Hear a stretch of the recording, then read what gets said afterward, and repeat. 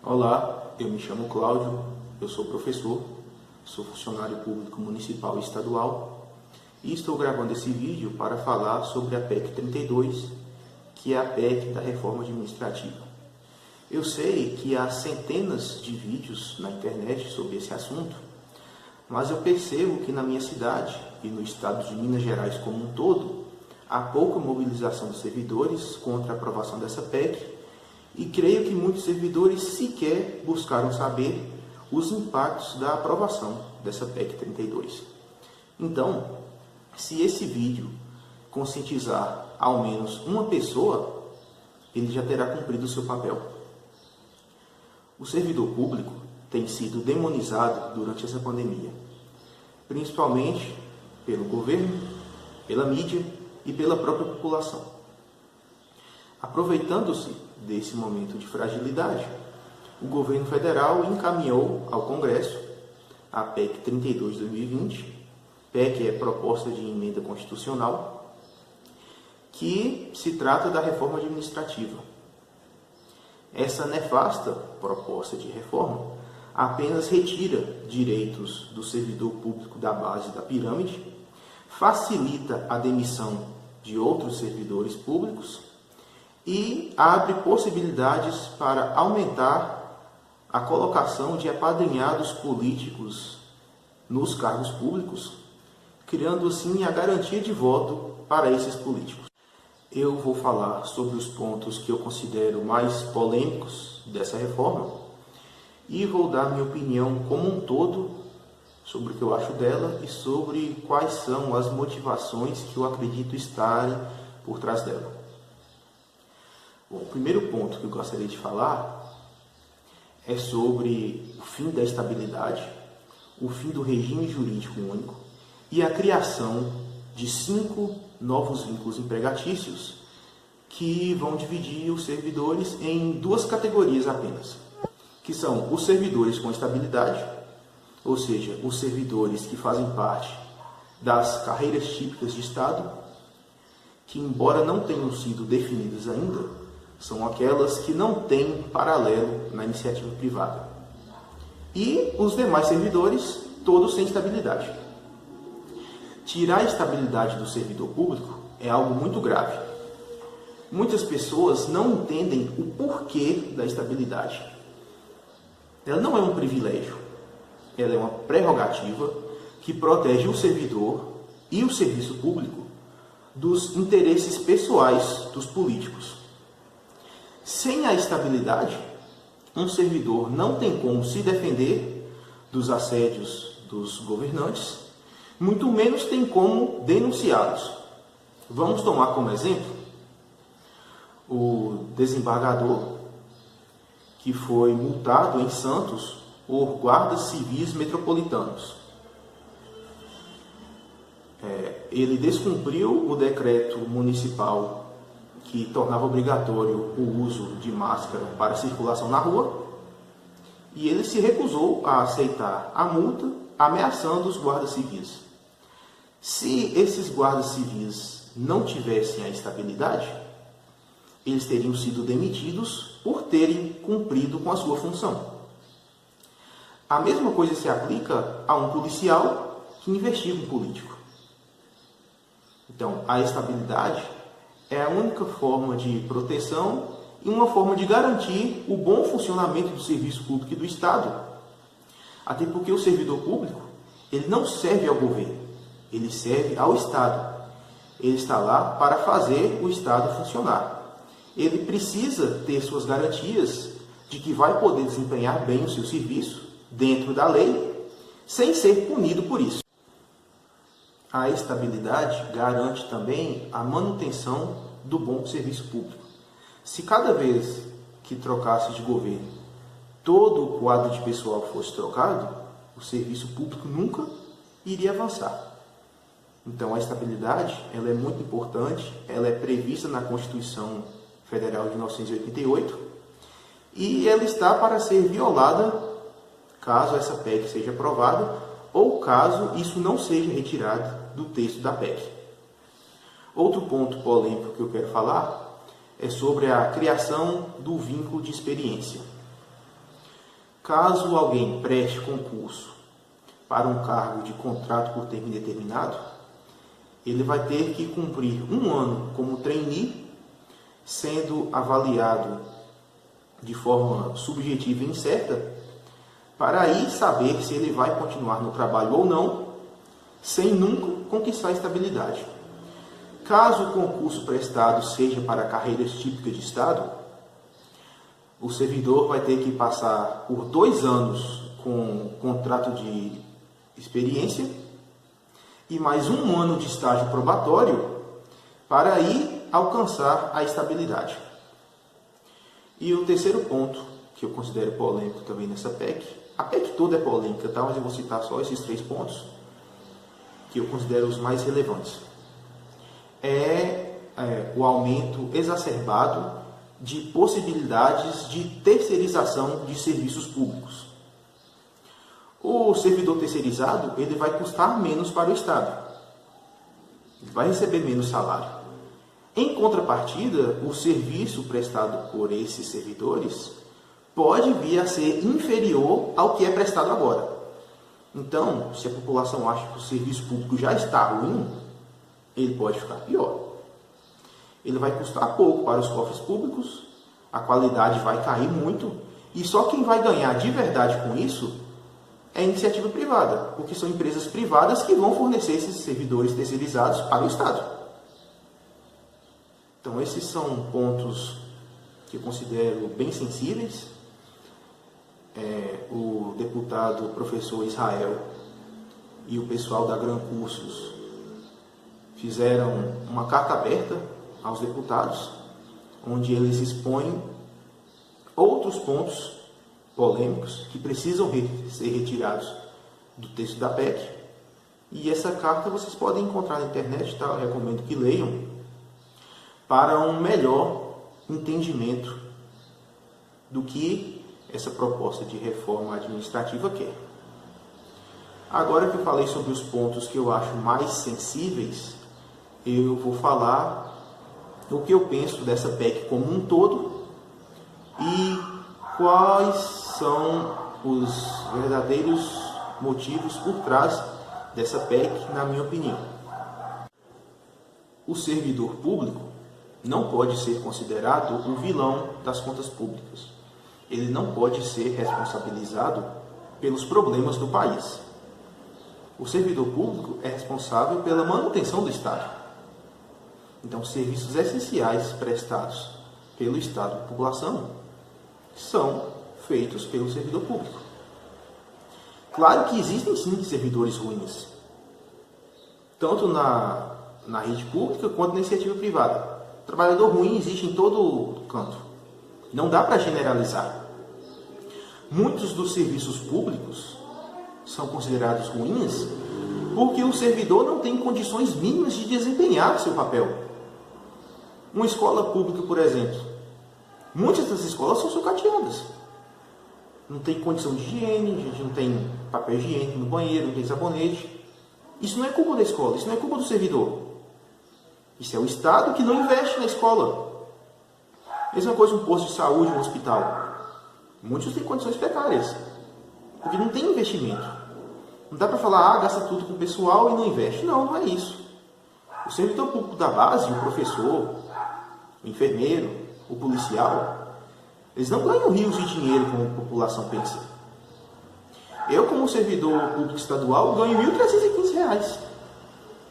Se não fosse o salário como professor municipal, não daria nem para sobreviver, porque eu pago aluguel, as contas são caras. A diferença de salário entre a iniciativa privada e a pública não é tão grande quanto se pensa. Professor, por exemplo, a diferença é mínima. A progressão na carreira de professor também ela é bastante lenta. E quando você consegue uma promoçãozinha, o que você ganha é tão pouco que não faz nem diferença. Então essa história de que todo servidor tem salário milionário, 96% acima da iniciativa privada, é mentira.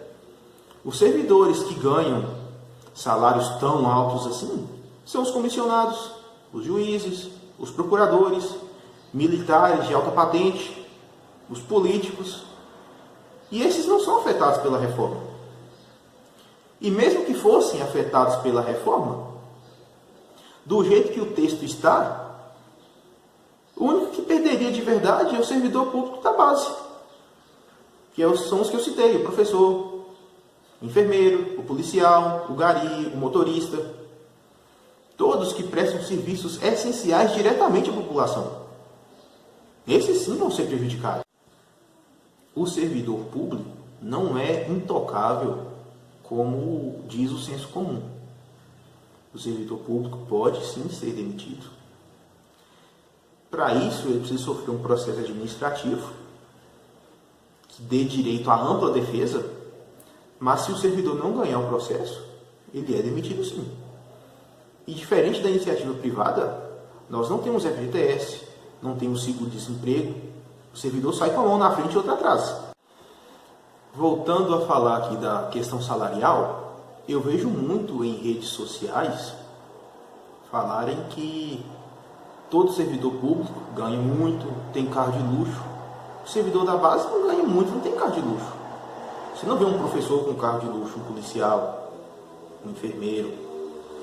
Para vocês terem uma noção, até ano passado eu tinha um cadete 1993 caindo aos pedaços. Mesmo assim, quando eu lesionei meu joelho, exercendo a minha profissão de educador físico, eu fiquei recebendo apenas o auxílio-doença do INSS e eu tive que passar o carro para frente para poder pagar o aluguel, porque apertou muito para mim. O servidor que ganha muito, os privilegiados, são aquela nata que eu falei anteriormente. Os juízes, os procuradores, os comissionados, os militares que estão em altas patentes e principalmente os políticos. Para vocês terem noção, um deputado federal recebe R$ 33.763 mensais, fora os auxílios. Por exemplo, ele ganha R$ 4.253 de auxílio moradia e muitos outros auxílios.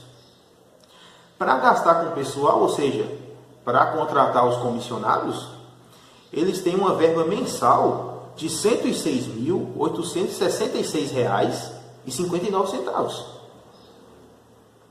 Vocês acham justo o servidor que ganha até 3 salários mínimos pagar enquanto os políticos ganham tanto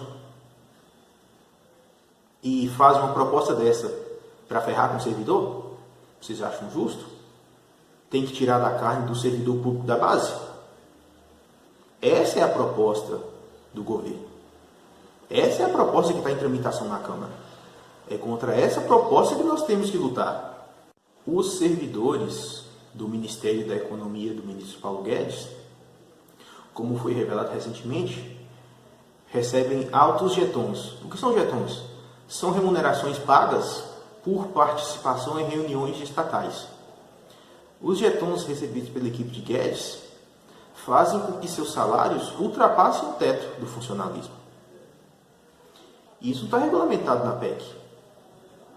A PEC, que abrange apenas o âmbito fiscal, ao meu ver, e ao ver de muitos especialistas, não vai trazer economia nenhuma.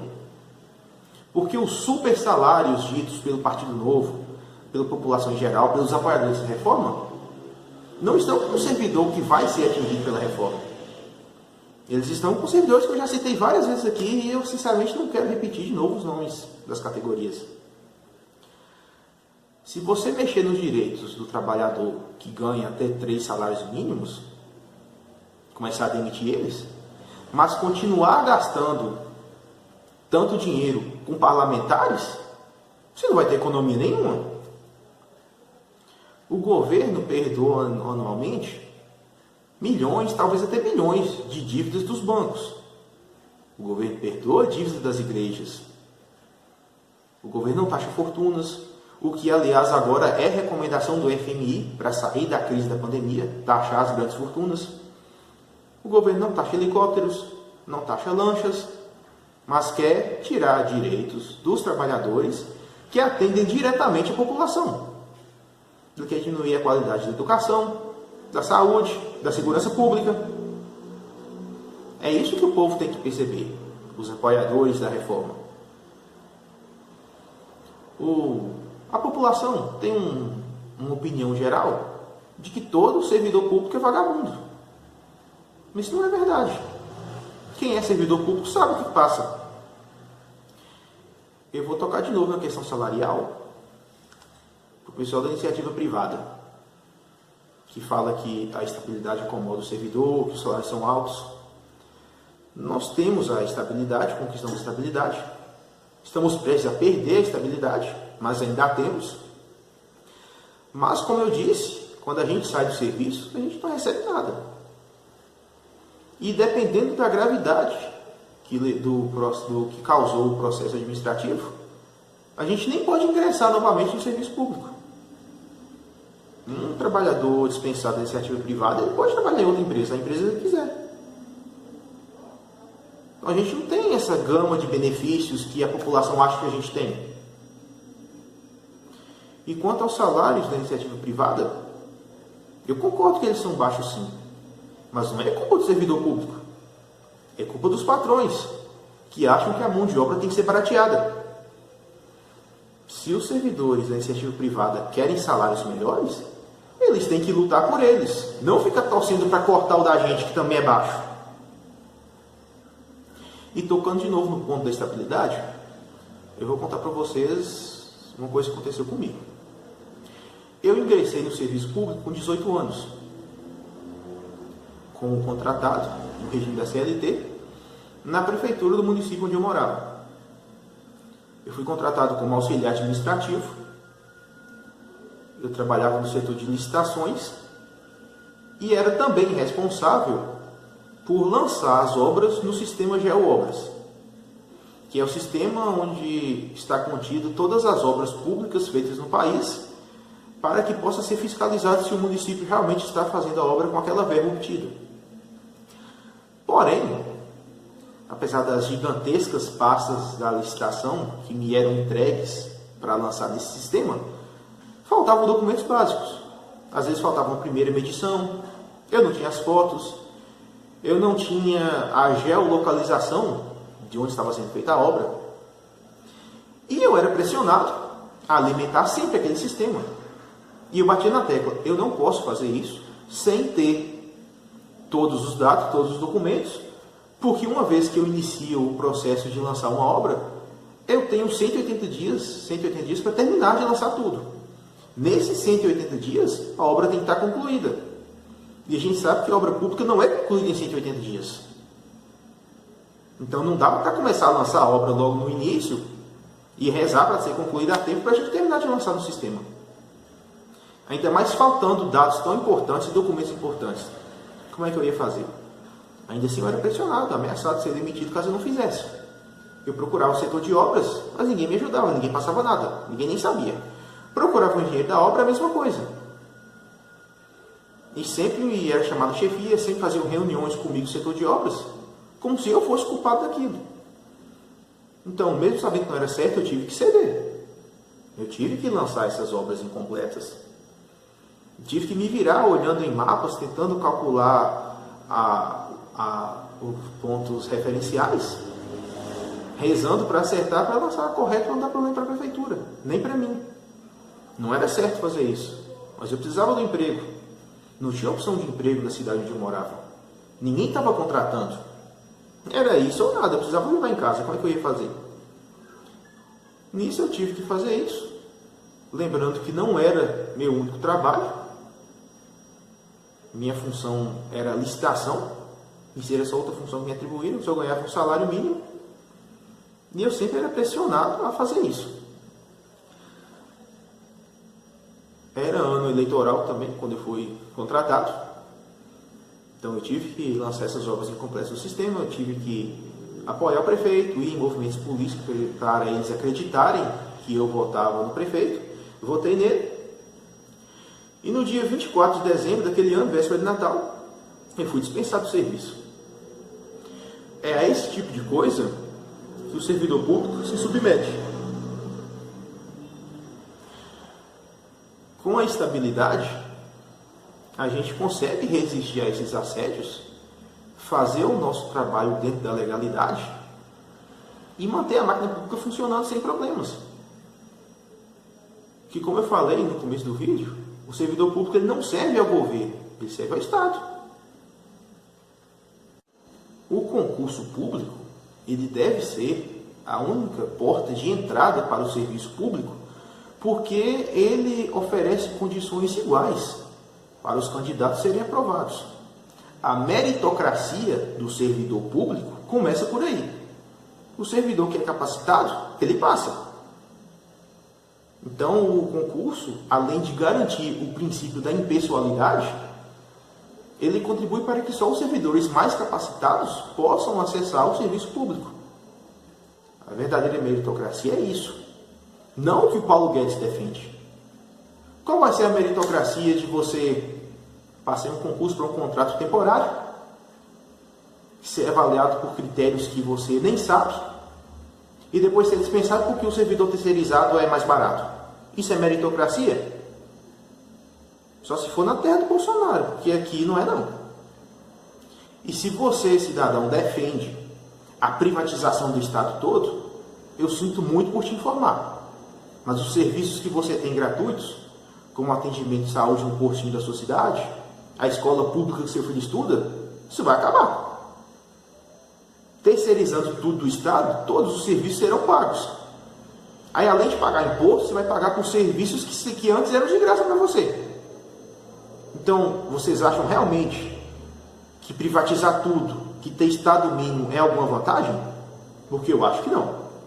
O Estado tem que ser soberano. O serviço público tem que ser diferente da iniciativa privada. O serviço público não existe para gerar lucro. Ele existe para atender a população e fazer o Estado andar. Mas a iniciativa privada sim tem o objetivo lucro. Não dá para misturar as coisas. Se o governante tem toda essa liberdade para demitir servidores ao seu bel prazer, ele só vai colocar lá os apadrinhados políticos dele, que vão favorecer ele nos seus esquemas de corrupção, nas suas rachadinhas, que vão se submeter à sua vontade, além de fornecer votos para ele. É isso que querem com essa reforma.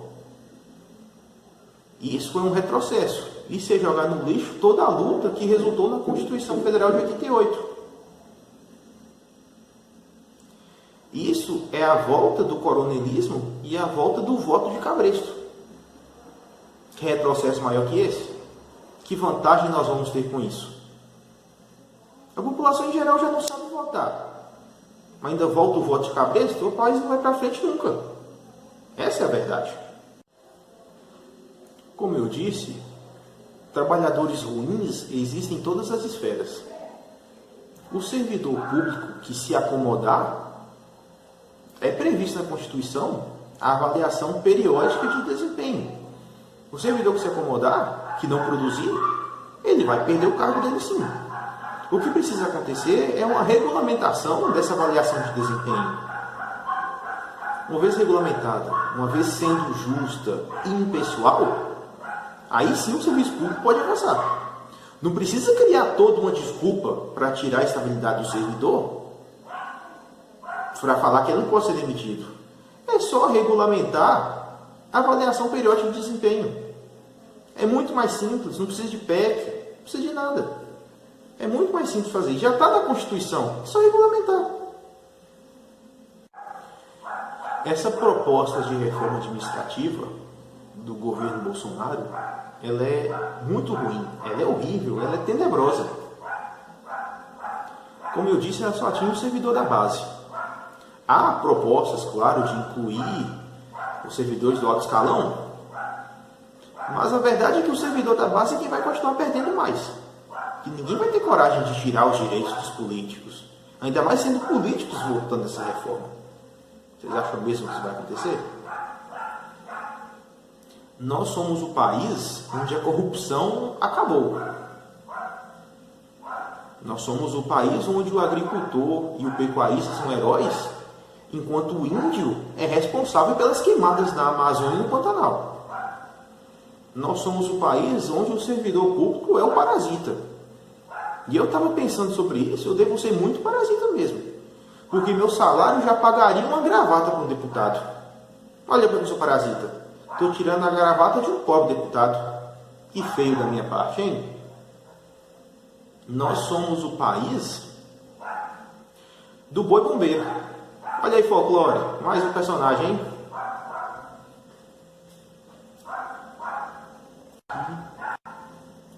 Nós somos o país onde a população pobre, que depende dos serviços públicos que estão na base, defende a privatização. Vota em partido do centrão e partido de direita e extrema-direita. Nós somos o país onde o ministro da Economia, que não entende patavinas do serviço público, chama o servidor público de parasita, diz que a população brasileira dá nojo nele, propõe uma reforma nefasta dessas, mas tem coragem de dizer que o salário do servidor público que está lá no alto é baixo se comparado ao salário da iniciativa privada. Isso por si só desmonta todo o discurso de que o salário do servidor público é muito maior que da iniciativa privada. E essa contradição aí? Quem explica? Se essa PEC fosse realmente boa, ela não seria proposta num momento de pandemia, onde o servidor mal pode lutar pelos seus direitos. Se essa PEC fosse realmente justa, fosse realmente constitucional, o presidente da Câmara não iria querer pular a CCJ, como ele disse que faria. Se ela não voltasse, ele ia pular para a comissão especial direto. E aí? Se essa reforma fosse justa, por que o Paulo Guedes ia esconder os estudos que embasam essa reforma? Vocês viram a análise de impacto financeiro e orçamentário? Porque eu não vi. Eu acho que ninguém viu. Porque se tivessem visto, a Fonacat e o professor Israel não teriam impetrado o mandato de segurança pela liberação desses documentos. Se essa reforma vai trazer tanta economia assim, por que o que embasa essa crença da economia está escondido do povo? Vocês não acham que tem coisa estranha aí? Que eu acho que tem, e muita. Nós precisamos nos mobilizar. Nós somos milhões de servidores públicos. Nós temos que ir nas redes sociais pressionar, temos que mandar e-mail para os deputados, ligar para quem tiver telefone. Nós temos que ir para as ruas. Eu sei que é pandemia, mas dá para manifestar respeitando o distanciamento social e usando máscara. Se você pode ir em movimento político do seu candidato a prefeito a vereador, por que você não pode ir à rua lutar pelos seus direitos? É a mesma coisa. Se a gente não se unir agora, se a gente não lutar, essa PEC vai passar. E aí vai ser tarde para chorar depois. Nós temos que fazer o possível agora para combater essa PEC da reforma administrativa. Se necessário for, nós temos que nos unir e ajuizá-la. Mas nós não podemos deixar ela passar. Não do jeito que está. Se ela for passar, ela tem que ser muito desidratada. A estabilidade, por exemplo, não é negociável. Ela é garantia da boa prestação de serviço público. Isso não pode ser tirado do servidor em hipótese alguma. Esse vínculo de experiência também tem que ser retirado. Muita coisa tem que ser retirada, na verdade, do texto da PEC. Quem não leu, eu recomendo que leiam, tá? No site da Câmara Legislativa Federal, vocês vão encontrar. Dá para ver toda a tramitação da PEC na casa pelo site deles. E vou colocar o link na descrição, assim como vou colocar todos os links que embasaram minha pesquisa. Todas as informações que eu falei aqui, elas são informações oficiais, divulgadas pela internet, tá? Em sites de revistas famosas, de jornais, sites da OCDE, por exemplo, que inclusive eu esqueci de falar no vídeo, mas o número de servidores públicos no Brasil não é tão alto quanto dizem não, viu? Segundo a OCDE, o número de servidores públicos no Brasil, em comparação à população empregada, é de apenas 12,5%. esse número está abaixo da média do OCDE, que é 17,88%. O Brasil tem menos servidores que os Estados Unidos. Em contrapartida, tem 4 vezes mais servidores comissionados. Isso é um problema. Paulo Lindesay, desculpa, eu não sei a pronúncia correta do seu nome, publicou uma matéria baseada em dados do Tesouro Nacional que desmente a fala do ministro da Economia, que diz que o gasto com um servidor público é muito alto. Segundo esse estudo feito pelo Paulo, o gasto com pessoal e encargos sociais é apenas 5% do PIB brasileiro. Então, o governo e o Ministério da Economia ficam divulgando dados incoerentes para mobilizar a opinião pública a favor da reforma e contra o servidor público. E isso a gente não pode aceitar em hipótese alguma. O servidor público não é o vilão da história. Não é porque existem servidores comissionados e servidores ruins que toda a categoria de servidor público tem que pagar por isso, não. Isso não é certo. E isso está acontecendo porque, infelizmente, a população brasileira elegeu um meme para ser presidente do país.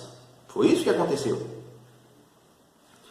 Por isso eu peço, gente, vamos nos mobilizar. Eu sei que tem gente mobilizando, eu faço parte de grupo no Facebook de 28 mil servidores que estão se mobilizando. Tem tuitaço toda semana, todo dia a gente tenta subir hashtag no Twitter. E é importante a mobilização de todos. Nós temos sim alguns apoios. Nós temos o apoio do professor Israel, que é deputado e preside a frente mista, a frente parlamentar mista em defesa do serviço público.